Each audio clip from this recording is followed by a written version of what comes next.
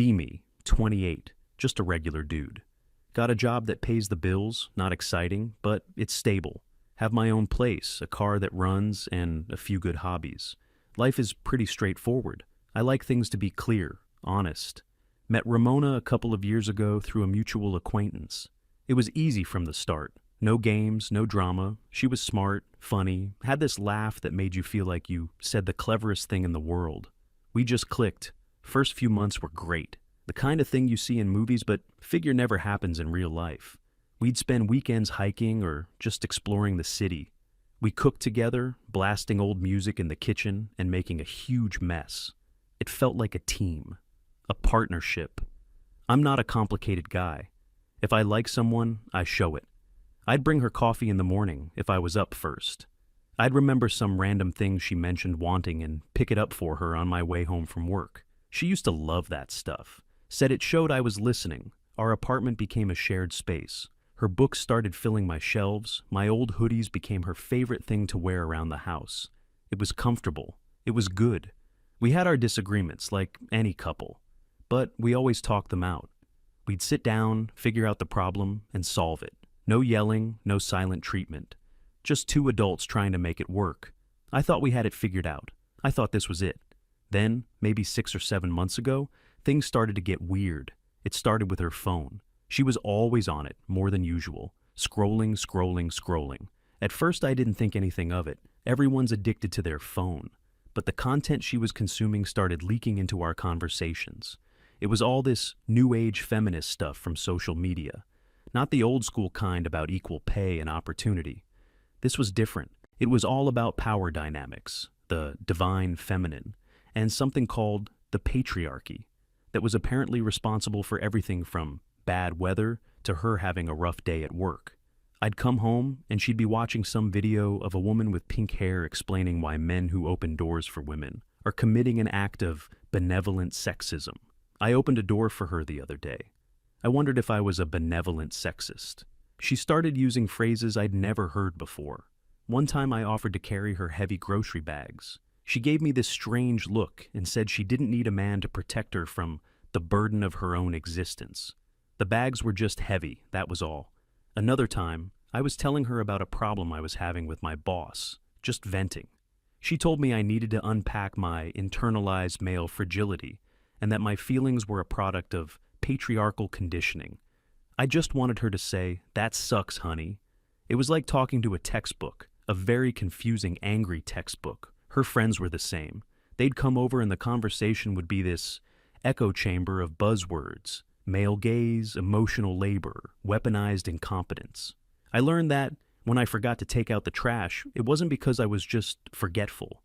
It was a subconscious strategy to force her into a maternal role. It was weaponized incompetence. I felt like I needed a dictionary to understand my own girlfriend. I tried to be supportive. I figured it was just a phase. I'd listen, nod, and try to understand.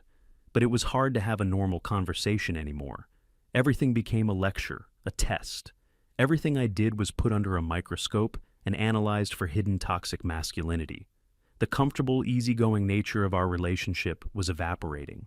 It was being replaced by this constant tension, like I was always one wrong word away from being a bad guy. Then the real game started. It began with texting. We used to text throughout the day. Little check-ins, funny pictures, plans for the evening. Suddenly, my messages would go unanswered for hours. I'd send a simple, "How's your day going?" in the morning. I could see it was delivered. I could see she was active on other apps. No reply.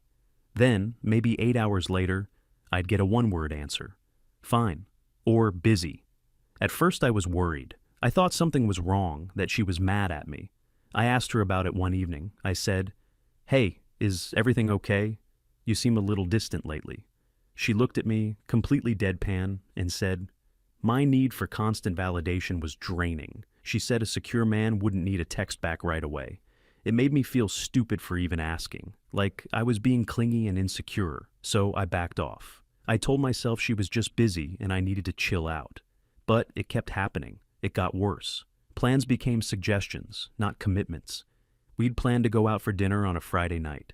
A reservation I made weeks in advance for a place she said she was dying to try. I'd get home from work, start getting ready. An hour before we were supposed to leave, I'd get a text. Feeling really drained tonight.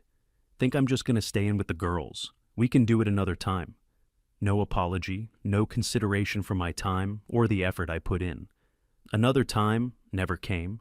This happened 2 or 3 times. My weekend started to become this guessing game of whether or not our plans were real. I started to feel like I was her backup option. The warmth was gone. The affection vanished. She stopped initiating hugs. If I tried to kiss her, she'd turn her head so it landed on her cheek. In bed, she'd roll over to the far side of the mattress, creating a huge empty space between us. It felt like sleeping next to a roommate, not a partner. She started making little digs at me, usually in front of her friends. She'd criticize the music I listened to, calling it basic male rock. She made fun of my hobbies, saying my interest in building models was a way of exerting control over a miniature world because I felt powerless in the real one. Her friends would laugh. I'd just sit there and take it. I felt like a walking stereotype in my own home, the bumbling, emotionally stunted boyfriend character from a sitcom. I tried to talk to her again. I had to. This couldn't be our new normal. I sat her down one evening. I turned off the TV. I made sure I had her full attention. I told her calmly that I was unhappy. I said I felt like she didn't respect me or our relationship anymore. I mentioned the canceled plans, the lack of affection, the constant criticism. I asked her what was going on. I asked her what I did wrong. I was ready to fix whatever it was. Her reaction was ice cold. She didn't get angry. She didn't get defensive. She just looked at me with this condescending pity. She told me I was being too emotional. She explained, as if to a child, that relationships go through phases. She said she was focusing on her own journey of self-discovery, and that my neediness was holding her back. Then she delivered the line that really stuck with me. Frankly, Carl, you've become too comfortable, too predictable. There's no challenge anymore. I just stared at her. A challenge? I thought we were building a life together, not competing in some kind of emotional Olympics. I didn't want a challenge. I wanted a partner. That conversation was a dead end. Nothing changed. In fact, it got worse. It was like me bringing it up gave her a green light to double down. She started staying out late with her friends without telling me where she was going or when she'd be back. I'd wake up at 2 a.m. and the other side of the bed would be empty. I'd call her and it would go straight to voicemail. She'd stroll in hours later, smelling of wine, and get annoyed if I asked where she'd been. I don't have to report to you, she'd say. I'm an independent woman, not your property. I never said she was my property. I was just worried. I was losing my mind. I was constantly anxious, walking on eggshells. I replayed every conversation in my head, trying to figure out what I did to cause this. Did I get too comfortable? Was I a bad partner? I tried to be what she wanted. I tried to be more of a challenge. I tried to be less available. I made plans with my own friends, trying to give her the space she said she wanted. It didn't work. If I was busy, she'd accuse me of being distant and passive-aggressive. If I was available, I was needy and suffocating. There was no way to win. It was a game where she made up the rules as she went along. I felt exhausted, drained down to the bone. The person I loved had been replaced by this cold, manipulative stranger who seemed to enjoy making me feel small. The worst part was the little glimmers of the old Ramona that would sometimes appear. Maybe once every couple of weeks she'd be sweet again for an evening. She'd make my favorite dinner or suggest we watch a movie we both loved. She'd be affectionate and funny, and for a few hours I'd feel a rush of hope. I'd think, okay, she's back. The phase is over. We're going to be okay. Then, the next morning, the wall would be back up. The coldness would return, even more intense than before. It was a roller coaster, a calculated push and pull. It was keeping me hooked, keeping me hoping, keeping me off balance. Looking back, I can see how deliberate it all was. It was a strategy, a technique she was using on me. At the time, I just felt lost. I was living with a ghost. The apartment we had built into a home felt like a cold, empty box. The shared jokes, the easy intimacy, the feeling of being on the same team. It was all gone, replaced by silence and the constant blue glow of her phone screen. I started to feel numb. The constant anxiety was fading, replaced by a dull, persistent ache. It was the feeling of giving up. I stopped trying to initiate conversations about us. I stopped suggesting we do things together. I started just coexisting. I'd come home, make my own dinner, and retreat to my computer to play games or watch videos. We were living separate lives under the same roof. I think she noticed the change in me. My anxiety was gone, but so was my warmth. I was becoming as distant as she was, but I wasn't playing a game. I was just tired. I thought this was how it was going to be until one of us finally had the guts to end it. A slow, miserable fizzle. I had no idea that the breaking point was just around the corner.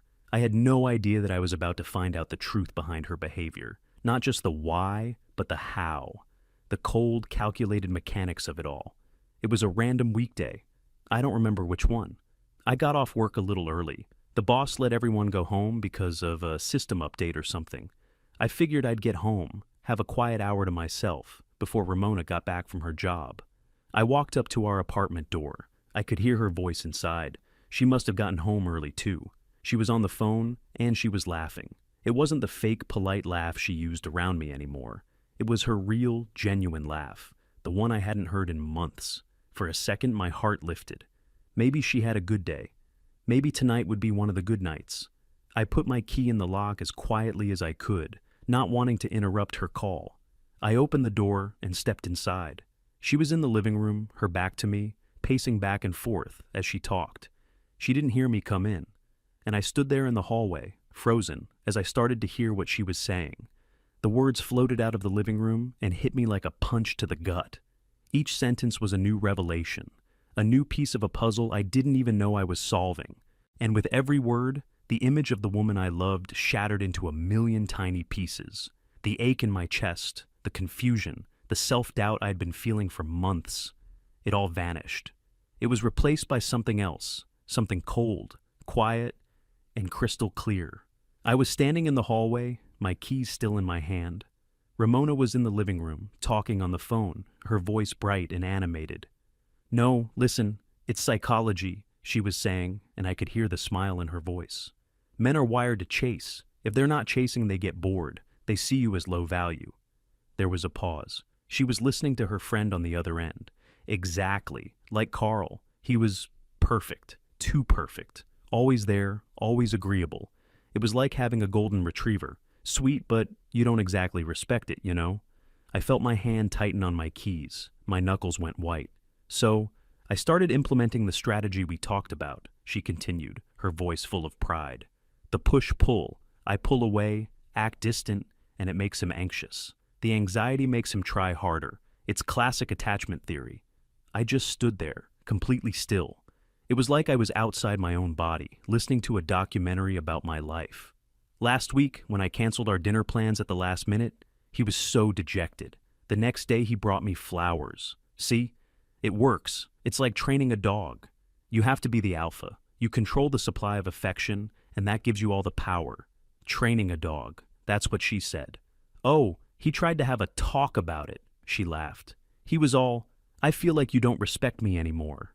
It was so hard not to roll my eyes. I just told him he was being needy, flipped it right back on him. He's been walking on eggshells ever since. It's honestly kind of hot, seeing him so desperate to please me. Desperate. She saw my genuine concern, my attempt to save our relationship, as desperation. She saw my love as a weakness she could exploit. "The goal is to keep them slightly off balance, always guessing," she explained, her voice dropping into a conspiratorial whisper, like she was sharing a secret formula for success. "You can't let them feel too secure. Security breeds contempt. He needs to feel like he could lose me at any moment. That's what keeps the spark alive." And then came the final sentence, the one that severed the last thread. "Honestly, it's not even about him. It's about me feeling powerful and in control of the dynamic. That's what modern feminism is really about, taking back the power in relationships." I didn't feel anger. I didn't feel sadness. I didn't feel betrayed. I felt nothing. It was like a switch was flipped in the back of my brain, a circuit breaker. The part of me that was connected to her, the part that worried about her and cared for her and loved her, it just went dark. The emotional investment I had in our relationship, all the energy, all the hope, it all just vanished. It was gone. I didn't slam a door. I didn't storm in and confront her. I quietly turned around, pulled the door shut without making a sound, and walked away from the apartment. I walked for hours. I don't know where I went. I just walked through the city streets, the noise of the traffic fading into a dull hum. My mind was completely silent.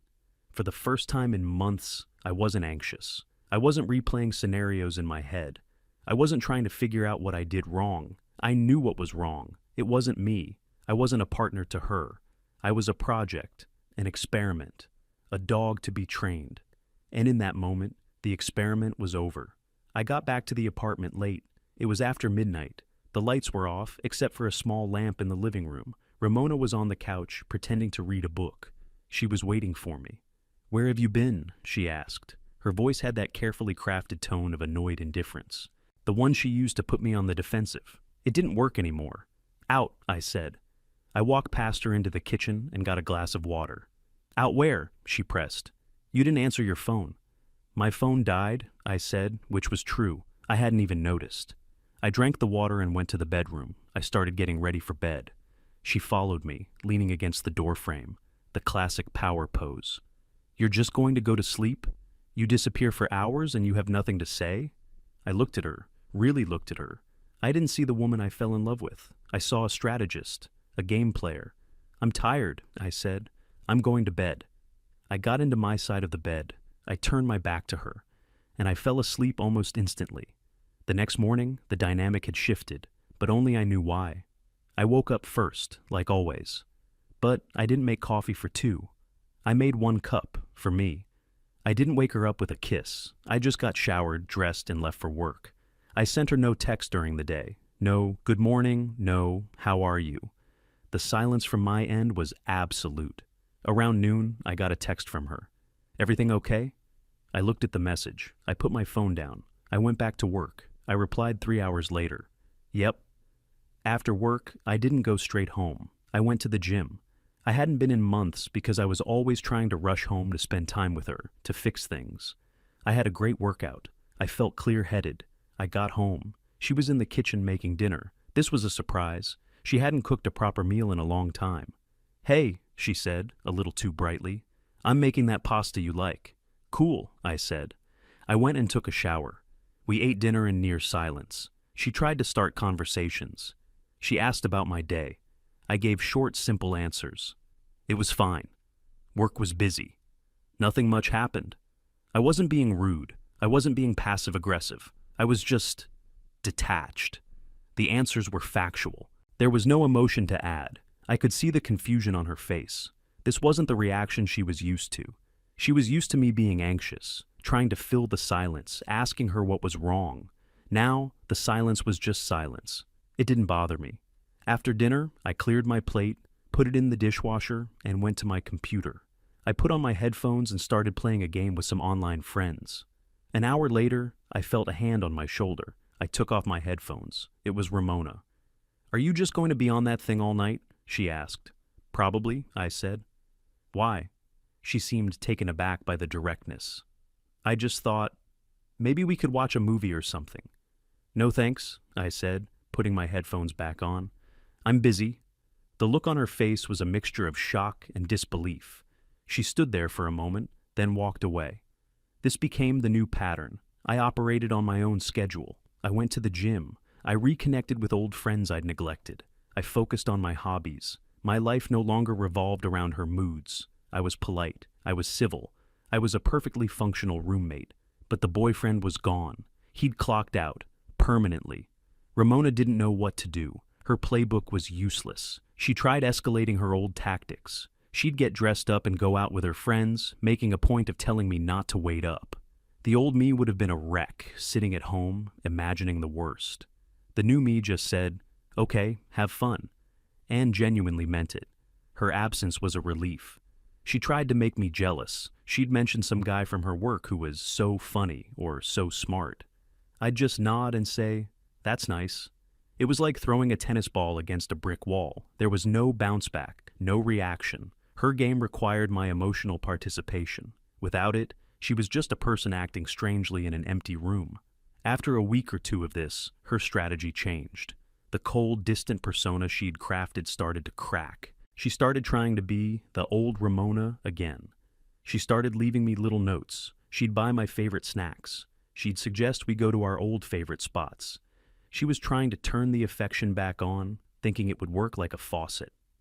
One evening, I came home from a friend's house. She had set up a whole candlelit dinner. She was wearing a dress I'd always liked. "Surprise," she said, smiling. "I already ate," I told her. "I grabbed a burger with my friends." The smile on her face faltered. "Oh, I made all this for you." "It looks nice," I said. "You can save some for me for lunch tomorrow." I walked past her and started my usual evening routine. I could feel her eyes on my back. It wasn't a look of power anymore. It was a look of desperation. The role reversal was complete. She was now the one trying too hard. She was the one who was anxious. She was the one walking on eggshells. She started texting me constantly. "Thinking of you. Miss you. Can't wait for you to get home." My replies were sparse and delayed. I wasn't doing it to be cruel. I just didn't have anything to say back. The feelings that would have inspired a warm response were gone. She started asking me what was wrong. "Carl, we need to talk. You've been so distant.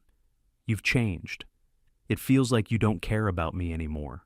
The irony was so thick you could cut it with a knife. She was literally describing the behavior she had intentionally inflicted on me for months. But she was blind to it. In her mind, when she did it, it was a clever strategy. When I did it, it was a personal attack. I always just gave her the same response. "I'm fine, just been busy." I never gave her the fight she wanted. I never gave her the emotional breakdown she was probably hoping for. My indifference was my armor. It was impenetrable. The breaking point came about a month after that phone call. It was a Saturday night. I was getting ready to go out with my friends. She came into the bedroom as I was putting on my jacket. "Where are you going?" she asked. Her voice was small. "Out with the guys," I said. "We're going to see a band." "Can I come?" The question hung in the air. The old me would have been thrilled. "It's just a guy's night," I said. She finally broke. Her face crumpled. Tears started streaming down her cheeks. "I can't do this anymore, Carl," she sobbed.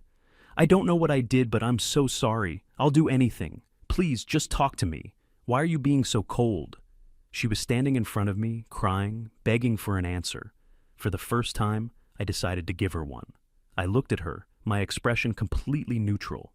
The time for games was over. The time for her to see the consequences of her actions had arrived. I wasn't going to yell. I wasn't going to cry. I was just going to tell her the truth. And the truth was going to be colder than any silent treatment she had ever given me. She stood there, tears flowing, asking me why I was so cold. It was the opening I needed, not for an argument, but for a conclusion. "You want to know why?" I asked. My voice was calm even. There was no anger in it, no hurt, just finality. She nodded, wiping her eyes, probably expecting me to finally unleash all the emotion I'd been holding back. "Because this is what you wanted," I said. "This is the challenge you were talking about. This is me not being too comfortable or too predictable." The crying stopped. Her face went blank with confusion. "What are you talking about?" "I'm talking about your game," I said, my gaze steady. "Your strategy, the push-pull, the manufactured distance, the idea that you needed to train me like a dog to keep my interest." Her eyes widened in horror. The color drained from her face. She knew. I don't know what you mean," she stammered, but the lie was written all over her. "Don't you?" I continued, taking a step closer. "I came home early that day, a month ago. I heard you on the phone with your friend. I heard everything, Ramona, every single word." I watched the realization wash over her. It was like watching a building collapse in slow motion. "I heard you laughing about how you were manipulating me," I said, listing the facts without emotion. "I heard you say my concern was desperate and hot. I heard you say my love was like a golden retriever's, sweet but not worthy of respect. I heard you say it was all about you feeling powerful." She just stared at me, her mouth slightly open. She had nothing, no defense, no explanation. "So, you got what you wanted," I concluded, my voice flat. "You successfully killed the golden retriever. You killed the predictability. You killed the comfort. You killed every last feeling I had for you." She started shaking her head, the tears starting again, but this time they were different. They weren't tears of frustration. They were tears of panic. "No, Carl, no," she pleaded, reaching for my arm. "It wasn't like that. It was just stupid talk. I was just repeating dumb stuff I saw online. I didn't mean it. I love you. I didn't pull my arm away. I just let her hand rest there. It felt like a stranger's touch. It doesn't matter if you meant it or not, I said. The damage is done. You can't put the bullet back in the gun. You played a game to make me feel insecure and anxious. It worked for a while. But then you won. And the prize for winning was that you turned off the part of me that was capable of loving you. I can fix it, she cried. I can be the way I was before. I'll show you. I'll do anything. I looked at her, and for the first time in a long time, I felt a flicker of something. It wasn't love. It was pity. Pity that she thought this was something that could be fixed. Pity that she thought feelings were a switch you could just flip back on. That's the part you don't understand, I said softly. My coldness isn't a strategy. It's not a game. It's not the silent treatment. It's not me trying to punish you. It's a result. It's the end of a chemical reaction. There's nothing left to react. I gently removed her hand from my arm. I'm not angry at you, Ramona. I'm not even hurt anymore. I'm just done. There's nothing here to save. I walked over to the closet and pulled out a duffel bag. I started putting my clothes in it. Not all of them, just enough for a few days. What are you doing? She whispered, her voice trembling. I'm leaving, I said, not looking at her. I'll stay at a friend's place for a bit. I'll come back for the rest of my stuff next week. You can decide if you want to find a new place or if I do. I don't really care either way. Please, she begged, following me as I moved around the room. Please don't do this. We can go to counseling. We can work through it. Don't throw all this away over a stupid mistake. I stopped packing and turned to face her one last time. This wasn't a mistake, I said. A mistake is forgetting to pick up milk. A mistake is saying the wrong thing in an argument. What you did was a conscious, deliberate, long-term campaign of emotional manipulation because you read some garbage online that told you respect is earned through cruelty. I zipped up the duffel bag. You didn't want a partner. You wanted a subject for your experiment. Well, the experiment is over, and the results are in. You can't build attraction by destroying affection. You just end up with nothing. I walked out of the bedroom and headed for the front door. She was right behind me, still pleading. I love you, Carl. I'm sorry. I know I messed up. Please. I paused at the door, my hand on the knob. I didn't turn around. The person you loved, the comfortable and predictable guy, you got rid of him, and this person standing here now, I have no feelings for you whatsoever. I opened the door. Goodbye, Ramona. I walked out and closed the door behind me. I didn't hear her cry out. I just heard the soft click of the lock. As I walked down the hallway of the apartment building, a feeling washed over me. It wasn't sadness or regret. It was peace. It was the quiet, profound relief of a man who had finally been set free from a prison he didn't even know he was in. The next week was just logistics. We texted a few times, simple messages about who would get what. Her texts were filled with apologies and desperate attempts to reconnect. I miss you so much. I'm so sorry for hurting you. Can we please just talk? My replies were short and to the point, focused only on the practical matter of separating our lives. You can keep the couch. I'll take the TV. I'll be there Saturday morning to get my things. Please be there to let me in. When I went back to get the rest of my stuff, she was there. She had been crying. Her eyes were red and puffy. She tried to talk to me, to apologize again. I just nodded and kept packing boxes. I didn't engage. It was like listening to a radio playing in another room. The sound was there, but the words had no meaning. The whole time, I was polite. I was efficient.